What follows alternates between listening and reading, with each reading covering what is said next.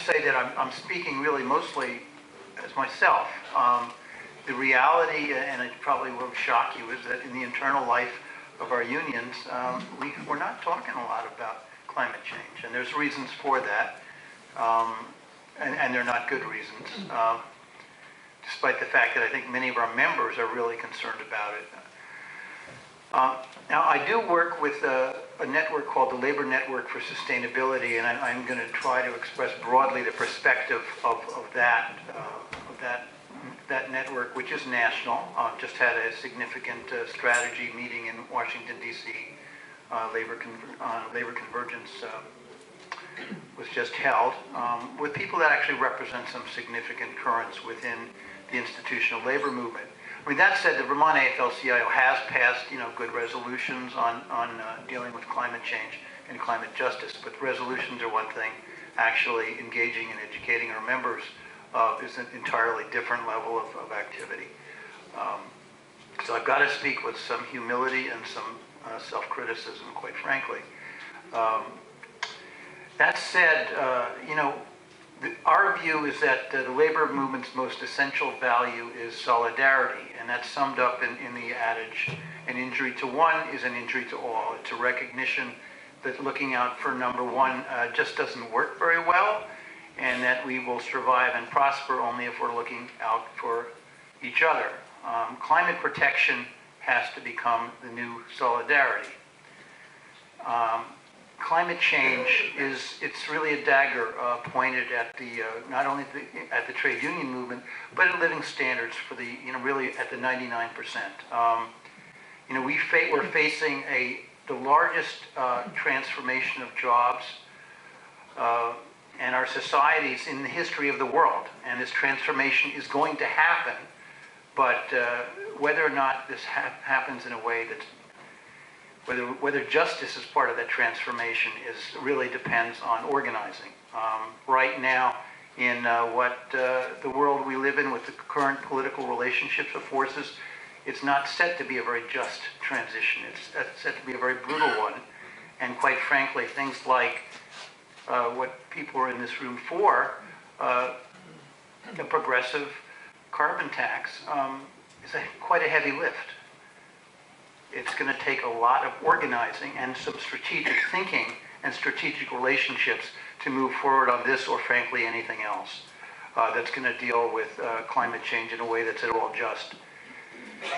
So one of the things, obviously, one of the primary ways to reduce greenhouse gases is to replace fossil fuels with renewable energy and energy efficiency.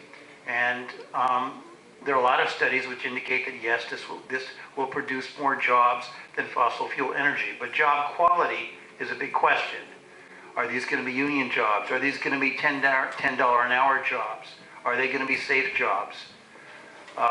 The reality is, of course, there's going to be tremendous displacement of people and of communities. And there's a common argument that many environmentalists make that, well, environmental protection, the impacts of a carbon tax, if it's effective, it's going to create more jobs than it eliminates. Well, on balance, that's true. Unfortunately, that's of really no comfort to the workers or the communities whose jobs are impacted. And such workers will become poster children for the Ethan Allen Institute or Fox News, and they'll be used, and they are already being used. We saw this with Vermont Yankee, right? That whole dynamic of using workers and the possible impacts of communities against dealing with the problems. So we've got to have policies and legislation that ensure that the transition away from fossil fuels and through mechanisms like a carbon tax will include protection for the well-being of workers whose jobs are threatened. And there will be dislocation. If the carbon tax is effective, there's going to be changes. And there are many good things in the current plans. I think some of the things that I just began to consider listening to Karen and the Vermont Low Income Advocacy Council, there's a lot of great ideas.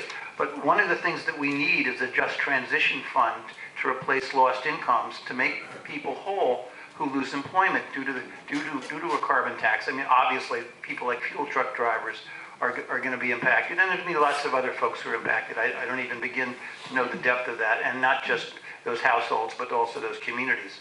That has to be part of a package, and if it's not, frankly, you're not going to have a strategic coalition with working class communities, with unions.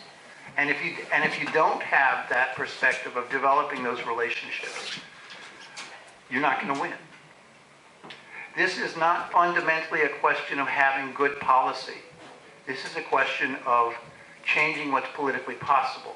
And that's a question of developing, of people who don't currently have political power, developing political power.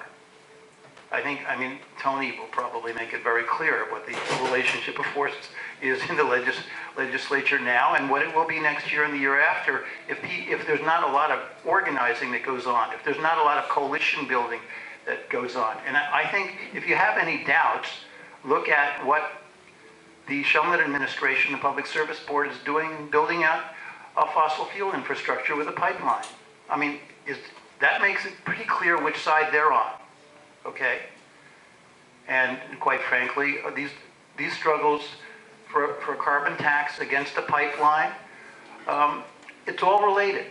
And I want to thank you for inviting me. It's not actually often that people think about environmentalists and think about bringing someone from part of the labor movement together into this discussion.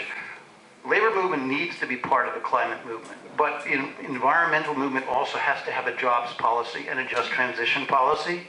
And I want to urge you to look to examples like that. In Connecticut, you see with the Connecticut Roundtable on Climate and Jobs, it's a coalition of environmental and labor leaders.